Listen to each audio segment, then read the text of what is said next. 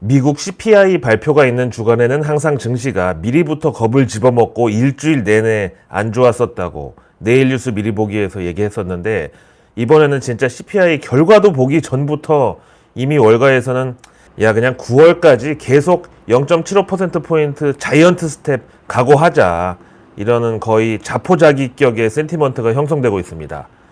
ING에서는 미국 소비자 물가의 가장 큰 비중을 가진 휘발유, 식료품, 렌트비, 항공료 이런 것들이 최근에 더 올랐는데 어떻게 CPI가 올라가지 않을 수가 있겠냐고. 일단 지금으로서는 쉽게 피크아웃 내지는 이제 고점이 꺾였다 뭐 이걸 논할 단계가 아니라 당장 휴가철, 그러니까 8월 말까지는 계속 이렇게 고공행진을 한다고 판단하는 게 편하겠다. 그래서 그렇게 제가 지금은 베어마켓 랠리 중이라고 절대 물타기 함부로 하지 말라고 얘기를 했는데, 어쨌든 약정을 또 돌려야 먹고 사는 금융 장사치들하고 약 팔아서 또 먹고 사는 마바라들은 절대 팔라는 말을 안 해요. 1월에는 1월 효과라고 아세요? 올해 기업들 실적 전망 상향되고 본격적으로 상승 랠리 나올 거니까 연초부터 사세요. 2월에는 실적 시즌 앞두고 미리 사세요. 3월 달에는 실적 대비 저평가 기업을 사세요. 4월에는 2분기부터 본격적으로 경제 회복된다니까 사세요. 5월 되면은 증시격언에 sell in May and go away. 5월에는 주식을 팔고 떠나라는 말이 있는데 그럴 때 싸게 사세요. 6월에는 휴가철 소비 증가 기대감이 있으니까 사세요. 7월에는 썸머 랠리 기대하고 사세요. 8월에는 3분기 실적 전망 좋으니까 사세요. 9월에는 올해 블랙 프라이데이 역대급 매출 찍을 거니까 사세요. 10월에는 기업들 내년도 이익 추정치 상향될 거니까 지금 사세요. 11월 되면은 연말 효과 대비해서 한 발 일찍 사세요. 또 12월에는 원래 산타 랠리의 사전적 의미가 내년 초까지 가는 거니까 또 사세요. 자, 여기다가 우리 K증시의 아킬레스건이라고 할 수 있는 환율. 간밤에는 깜짝 놀랐어요. 이 환율이 1313원까지 또 슈팅을 했었는데, 왜 재난 영화 같은 데 보면은 뭐 지진이나 아니면 큰 자연재해 덮치기 전에 막 한번 그 뚜렷한 징후가 나오는데 전문가들은 막 이거 큰일 났다고 막 호들갑 떨고 막 그러는 반면에 사람들은 너무 평화롭게 막 평온하게 일상생활로부터 피할 생각이 전혀 없어 보이고, 이런 장면이 대비되다가 한번 제대로 큰 사건이 터지잖아요. 약간 그런 정도의 쎄함이 밤새 있었는데, 그래도 우리 외환당국도 놀고 있지는 않으니까, 아무튼 이 환율이 다시 하락하지 않는 이상 한국 증시 외국인들은 절대 돌아와도 돌아온 게 아니라고 보고, 우선 제니 델런 미 재무장관 방한 일정이 다음 주 화요일 19일로 잡혀 있으니까 여기서 한미 통화 스와프에 대한 어떤 물밑 작업이라도 좀 있기를 기다리는 수밖에 없는데, 근데 이 통화 스와프가 미국 재무장관이 하는 게 아니고요, 연방준비제도 이사회에서 연준에서 하는 거고, 또 그 논의도 결정도 FOMC에서 보통 나옵니다. 물론 이제 재무부의 뜻이 어떤 식으로든 반영은 되겠죠. 아무튼 그래서 지금으로서는 원달러 환율 그 사수에 있어서 제일 해피한 시나리오는 이번 주 한국은행 금통위에서 빅스텝 금리 인상하면서 환율 방어의 의지를 대내외적으로 표명을 하고, 그 다음에 이제 다음 주 화요일 제니 옐런 왔을 때 일단 한미 통화 스와프 재개를 원한다는 우리 쪽의 공식 입장을 전달하고, 또 그 다음 주 화요일 7월 26일 FOMC에서 이게 결정이 된다면은 진짜 딱 좋은데, 근데 우리만큼 과연 미국도 이게 급하다고 생각을 할지 참. 거기도 지금 중산층 인질로 잡고 죽기 살기로 금리 인상하면서 달러 강세에 밀어붙이는 이유가 사실은 물가, 그거보다 더 깊이 들어가면 원자재 가격 때려잡으려는 거잖아요. 유가도 페트로 달러라고 해가지고 전부 달러로 거래하는데, 달러 가치가 올라가면 당연히 거래도 위축되고 가격도 떨어질 수밖에 없는 그런 무식한 방법을 지금 쓰려고 하는 거죠.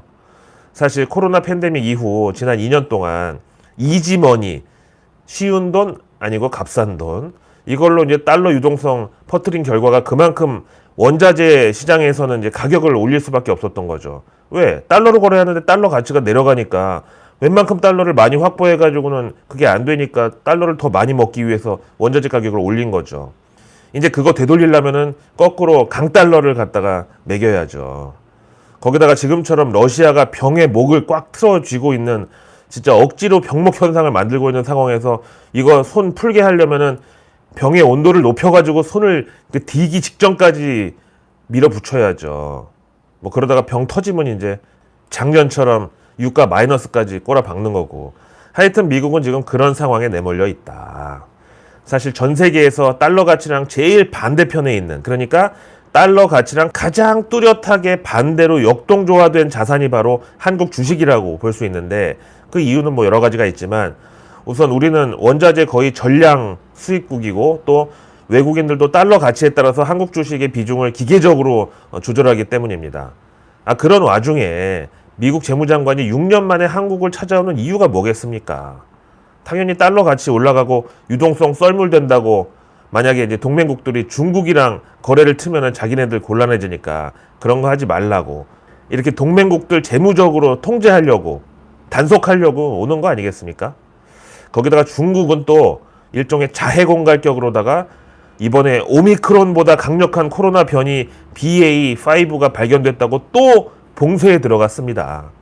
참, 거기다가 이번에는 마카오까지 전면 봉쇄에 때렸는데, 사실 지난 코로나 발원지가 중국이었었기 때문에 그 중국에서 강력한 변이 터졌다고, 그것도 인구 1억 명 넘는 대도시를 봉쇄하면은 진짜 전 세계가 트라우마에 시달릴 수밖에 없잖아요. 그거를 또 이용하는 건지. 아무튼 공산당 일당 독재 체제인 중국에서는 그냥 공산당의 수장인 시진핑이 봉쇄하라면 봉쇄하고 풀라면 풀고 그냥 한 명의 입에 모든 게 달려 있는 거예요.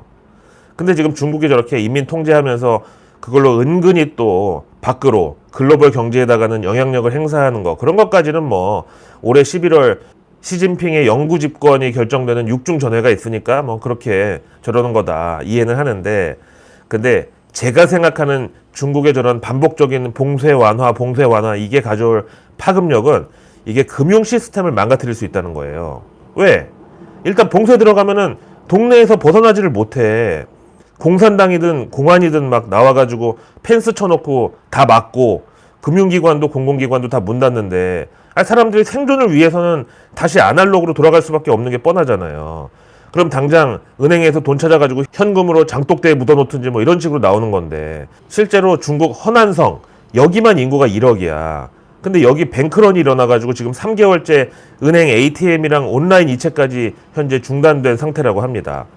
거기다가 중국의 카톡이라고 할 수 있는 위챗에서는 계속해가지고 다음 이제 문 닫을 은행은 어디다 이런 루머가 막 돌면서 사람들이 거기 은행 이름 뜨면 전부 그 예금 막 인출하고 막 온라인으로 다른 은행으로 이체시키고 막 이렇게 공포 심리가 확산되고 있다고 합니다. 여기에 대해서 중국 정부가 뭐 우리 IMF 때처럼 공적 자금 투입하고 막 지원하고 그런 대책까지는 아직 안 갔지만, 바로 그 직전, 그러니까 은행들로 하여금 부실 자산 강제 청산시키고 구조조정 압박하고 또 부동산 시장은 추락하지 않도록 지방정부 채권 발행 더 하라고, 그러면서 건설사들 디폴트 나지 않게 관급공사 같은 거 계속 잘 유지하라고 이렇게 압박하면서 현재 관망하고 있다는데, 이게 근본적인 해결책은 되지 못할 거 아니에요? 런하 반갑습니다. 글로벌 전반적으로 코로나 재확산의 기미가 감지되고 있는 가운데 증시에서는 다시 지난 코로나 팬데믹 수혜주들의 물이 들어오고 있는 그런 상황인데요. 이거랑 관련해가지고 오늘은 JP모간의 K 인터넷 포털에 대한 분석 보고서를 보겠는데, 먼저 본사는 미국에 있지만 대부분의 고용과 매출을 한국에서 책임지고 있는 이 쿠팡부터, 사실 쿠팡이야말로 정말 서학개미부터 미국 명문대 펀드까지 다 물려있는 그런 종목이긴 한데, JP모간에서는 쿠팡에 대해서 오버웨이트, 즉 비중 확대 의견과 함께 목표가로 $18를 제시했습니다. 쿠팡은 풀필먼트 배송에 있어서 시장 지배적인 지위가 계속 힘을 발휘하면서 온라인 마켓 점유율은 쉬지 않고 늘어나고 있다고.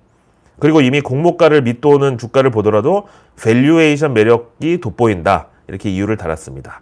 그 다음 우리 네이버, 이거는 투자 의견 중립에다가 목표가는 32만 원. 네이버는 다양한 사업들을 추진 중인데, 일단 네이버 모 회사의 낮은 수익성으로 인해서 장기 수익성 전망에 우려감이 있다고. 그 다음 이제 카카오에 대해서는 역시 투자 의견 중립에다가 목표가는 86,000원. 광고하고 이커머스 쪽의 모멘텀 약화 징후가 있는 상황에서 새로운 매출 성장 분야가 나와줘야 할 때다. 아직은 안 보인다. 그 다음 이것도 코로나 팬데믹 때 제대로 약발받았던 바로 한국 게임주들에 대해서는 먼저 넥슨에 대해서 오버웨이, 즉 비중 확대 의견에다가 요거는 일본 증시에 상장돼 있으니까 목표가를 3,400엔, 현재가가 2,900엔 정도니까 한 20% 정도 상승 여력이 있다고 본 건데, 일본 주식을 거래하지 않더라도 우리가 캐치할 점은요, 넥슨의 경우는 중국 시장의 회복이 긍정적인 모멘텀으로 작용할 것으로 본다. 그래서 현재 주가는 과매도 상태라고 했고, 다음 게임주 중에서 제일 새내기 크래프톤에 대해서는 투자 의견 비중 확대에다가 목표가는 30만원 불렀습니다. 펍지 프랜차이즈의 탄력성하고 칼리스토의 12월 출시 기대감을 반영했다. 다음 사우디 형님들도 물려있는 NC소프트, 여기에 대해서는 투자 의견 중립에다가 목표가 48만원. 이유는 리니지 W 매출 감소하고 새로운 타이틀의 가시성 부족에 대한 우려. 다음 펄어비스, 역시 투자 의견 중립에다가 목표가는 62,000원. 중국 시장에서 검은 사막의 실망스러운 결과, 그리고 크림슨 데저트의 불확실성에 대한 우려 때문에 진짜 게임주 결국은 또 다 중국 익스포저네. 다음 이제 W게임즈는 언더웨이트, 즉 비중 축소 의견에다가 목표가 45,000원. 벌써 몇 분기째 모멘텀이 떨어져 있는 가운데 매출의 턴어라운드가 일어나기를 기다리는 중이다. 다음 넷마블, 역시 비중 축소에다가 목표가 63,000원. 새로운 타이틀들에 대한 실망과 대표작들의 매출 감소 우려를 적용했다. 진짜 왜 그렇게 게임 회사들이 부동산, 빌딩 사고, 현금 많이 확보해 놓고 그러는지 알 수 있는 게, 게임은 그냥 신작 하나 망하면 바로 주가가 그냥 날아가 버리니까. 자, 그 다음 말 나온 김에 외국계 리포트 몇 개 더 보겠는데요. 우리나라 반도체 관련된 내용은 아니지만 또 완전히 상관이 없다고 하기도 힘든 그런 기업들에 대한 목표 주가 하향이 있었는데, 바클레이지에서 반도체는 하반기 전망이 훨씬 안 좋다라면서 미국의 대표 반도체주 인텔하고 AMD 목표 주가를 하향했습니다. 그런데 거기 달린 코멘트가 더 가관인 게, 이번에 두 회사의 목표가를 하향하면서 이것도 단지 시작에 불과할 수 있다고, 그러면서 얼만큼이나 목표 주가를 더 깎아야 될지 완전히 파악하기 전까지는 미국의 대표 반도체 기업 인텔하고 AMD 이 두 회사 주식을 보유할 이유가 없다고 판단했대요. 그 다음 골드만삭스에서는 결국은 미국이 리세션, 즉 경기 침체 시나리오로 갈 경우 S&P 500 지수가 3,150이 바닥일 거라고. 자, 그러면 S&P 지수가 지금 3,850이니까 여기서 마이너스 18%까지 밑으로 열어둔다고 보는데, 그럼 이거를 우리 코스피에 적용해 보면은 1,920포인트 나오는데, 이건 좀 너무 억울하니까, 그럼 현재 월가 하우스뷰 중에서 제일 불리시한 희망적인 그 오펜하이머의 시나리오를 또 보면은, 여기서는 결국 우리는 연준 금리 인상과 인플레이션 이런 거 다 이겨낼 것이다. 그래서 결국 12개월 S&P 500 지수 타겟을 4,800에서 5,330으로 제시했는데, 이거를 이제 비율로 따지면 여기서 25% 업사이드, 최대 38%까지 상승한다고 보니까 이걸 우리 코스피에 적용하면은 2,910에서 최대 3,220이 나오네. 근데 요것도 조금 비현실적인 것 같은데. 좀 중간 없나, 이거? 윷놀이를 하는데 윷 하나로 던져, 막대기를. 뭐 아니면 도야, 이거 어떻게 해. 그러면 중간 정도 시나리오를 하나 찾아보니까 이거는 웰스파고네요. 여기는 마일드 리세션이 온다. 그러니까 미약한 경기 침체가 올 가능성이 크다고 하면서 S&P 500 지수 3,800에서 4,000 정도 예상하는데, 이거를 또 코스피에다 대입하면은 하단은 2,320선은 어쨌든 사수하는 거고, 상단은 2,420 이 정도 나오니까, 근데 또 앞에 코스피 3,220을 보고 나니까 이것도 좀 그렇네요. 그래서 내일 뉴스는 내일 보면 너무 늦습니다. 내일 뉴스는 오늘 저녁에 미리 봐야 됩니다.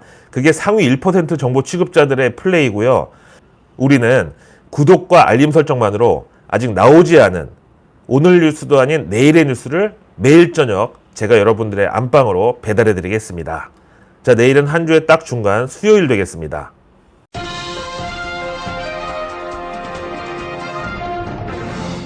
7월 13일 수요일 먼저 정부 일정은 중대본 회의가 또 열립니다. 정부에서 내일 코로나 재유행 대응 방안을 공식적으로 발표할 예정인데, 요즘에 해외 입국자 발로 코로나가 재확산 조짐에 있고 또 앞에 얘기한 대로 중국에서 강력한 코로나 변이 터졌다고 거기에 또 맞춰가지고 미국 캘리포니아도 실내 마스크 착용을 재개할 것을 검토하고 있다고 고려하고 있대요. 그리고 내일 여름철 공공기관 수요 효율화 추진 상황 점검 회의를 개최합니다. 이거 이제 공기업들 압박하는 건데 요즘 이렇게 공기업도 그리고 반관 반민의 그런 기업들도 전부 정부에서 지금 구조 조정하고 또 심지어 공무원 숫자도 막 줄인다고 막 그러니까 더더욱 사교육 관련주가 이게 호재로 작용할 수밖에 없는 슬픈 현실. 다음 내일은 외식업계, 한식 분식 여기 대상으로 물가 안정 점검 회의를 엽니다. 이것도 역시 가격 많이 올리지 말라고 압박하는 건데 저는 이런 식료품 그리고 외식 물가 잡는 데 있어서는 밀키트가 정말 최고의 대책이라고 봅니다. 그리고 내일 수요일 통상교섭본부장하고 주한 일본 상의 간 간담회가 있습니다. 와 진짜 벌써 몇 년 만인지 지난 정부 때는 뭐 코로나도 있고 해가지고 거의 한 5년 동안 한 번도 안 열렸던 주한 일본 상공회의소와의 간담회가 열린다고 합니다. 아베 전 총리 사건 이후에 처음 열리는 간담회이기도 한데 우선 현 정부의 스탠스로 봐서는 아무래도 우리가 강제징용 판결 그런 거는 좀 양보를 하고 대신 실리를 취할 건 취하자고 나올 가능성이 큰데 그럼 수혜주는 1차적으로는 관광하고 K-팝 요쪽. 다음 내일 대한민국 수산대전 7월 여름휴가 특별전을 공개합니다. 제가 하도 보리굴비에 막 꽂혀가지고 K시푸드 막 찬양하니까 댓글에 이걸 가지고 이제 토론이 벌어지고 있던데 하여튼 K시푸드도 좋지만 나트륨은 또 조절이 필요할 수 있다. 근데 이런 건강 상식도 워낙 또 배치되는 견해들이 많아가지고 또 어떤 의사 선생님들은 소금도 과도하게 섭취하는 게 안 좋지 일정량 미달하는 건 또 몸에 더 안 좋다고 그러면서 우리 신체에서 유일하게 암이 안 생기는 기관이 어딘 줄 아냐고 바로 심장이래요. 근데 진짜 맞는 소리잖아요 그거는. 근데 그 이유가 심장에는 피가 가득 차 있어가지고 그 염분 때문에 암세포가 자리 잡지를 못한대. 저 같은 의알못 입장에서는 그거 들으니까 아 이거 진짠가? 하고 혹하더라고요. 다음 내일 산업계와 함께 화학물질 규제 개선 방안 모색이라는 정부 보도자료가 공개될 예정입니다. 요거는 여름철에 이제 화학사고가 또 많이 나니까 중대재해처벌법 관련해가지고 그리고 후쿠시마 원전 사고 났을 때 그 당시 그 수혜주가 또 교집합이죠. 다음 데이터 기본법 하위 지침 마련 발표가 내일 있습니다. 요거는 증시에서 빅데이터 그리고 모모 솔루션 뭐 요런 기업들. 다음 ESG 벤처 투자 환경 조성 및 확산을 위한 정책 세미나가 내일 열리는데 진짜 ESG라는 표현 자체가 아니 환경, 사회적 책임, 지배구조 이 세 가지를 동시에 가진 기업이 있기가 힘들잖아요. 남자로 치면 거의 사기캐인데 능력 좋고 얼굴 잘생기고 또 성격이 막 착하기까지 해야 되는데 거의 박보검급 이게 쉽냐고. 다음 내일 경제 형벌 규정 개선 TF 회의가 열립니다. 뭐 경제 사범들에 대한 처벌이 너무 솜방망이다. 뭐 그러면서 이제 흔히 나오는 얘기가 뭐 누가 얼마 해먹고 몇 년 받았는데 돈 꼬불 쳐놓고 몇 년 살다 나오면은 그때부터 호의호식하는 거 아니냐 그러는데 아 근데 저는 진짜 징역 가면은 단 하루도 못 살 것 같은데. 아 그래서 그 반대급부가 그렇게 높은 건가. 하여튼 이거는 뭐 한동훈 테마주가 우선 원탑일 것 같고 그 다음 금융경제범죄 처벌 강화라고 하면은 이제 수혜주는 돈 꿍쳐놓기 좋은 금, 미술품 뭐 이런 거. 다음 한국 종자산업의 도약을 위한 협력 증진 발표가 내일 정부에서 있을 예정입니다. 씨앗 종자 비료 다 같은 테마죠. 그리고 내일 지역 보건의료 정보 시스템 구축 보고회가 있습니다. 이거는 보건의료 데이터 그리고 스마트 병원 그리고 내일 수요일 이제 한창 또 이제 여름 피서철이니까 국립공원, 계곡 등 물놀이 안전 관리 강화 발표한다는데 계곡 물놀이 하면 이은혜, 이은혜 하면 가스라이팅, 가스 하면 천연가스. 아, 이건 좀 잘못된 의식의 흐름인 것 같고요. 사과드리겠습니다. 자, 내일 한덕수 국무총리는 한국신문방송편집인협회 원래 포럼 개최합니다. 아, 여기 나 좀 제발 불러달라고. 신문방송편집인협회 나도 방송도 하고 편집도 하는데 왜 안 불러 나는. 아니 증권사 영업하는 브로커가 YTN의 물가 대책 이런데 증권사 이사 타이틀 달고 나와가지고 인터뷰하고 이런 거 이제 그만하라고. 아니 어떻게 방송 그 중에서도 보도 채널이 약을 더 팔어. 자, 내일 산업부는 2022 대학생 자율주행 경진대회 본격 질주 발표가 있습니다. 요거 보도자료에 나오기 좋죠. 대학생 자율주행 경진대회. 왜 로봇 기술대회 이런 거 하면 또 로봇 테마주 막 뜨고 이러잖아요. 내일 농식품부는 2021년 곤충산업 실태조사 결과 발표가 있습니다.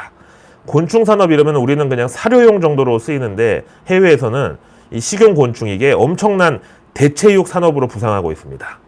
내일 국토부에서는 한반도 국토 포럼이 열립니다. 요거는 스마트시티 쪽으로. 그리고 복지부는 세계보건기구 WHO와 베트남 보건부도 한국 금연광고의 우수성을 인정하다. 보도자료 공개하는데 요거는 이제 디지털 치료제 관련 저는 좋다고 봐요. 내일 중기부는 폐업 점포 제도전 장려금 14일부터 신청 발표가 있습니다. 다음 내일 정보보호의 날 기념식. 정부 부처에서 공동으로 사이버 공격을 예방하고 국민들의 정보 보호를 생활화하기 위해서 2012년 제정한 벌써 10년 됐네요.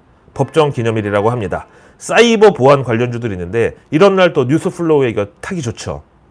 내일 경기 일정은 드디어 한국은행 금통이 열립니다.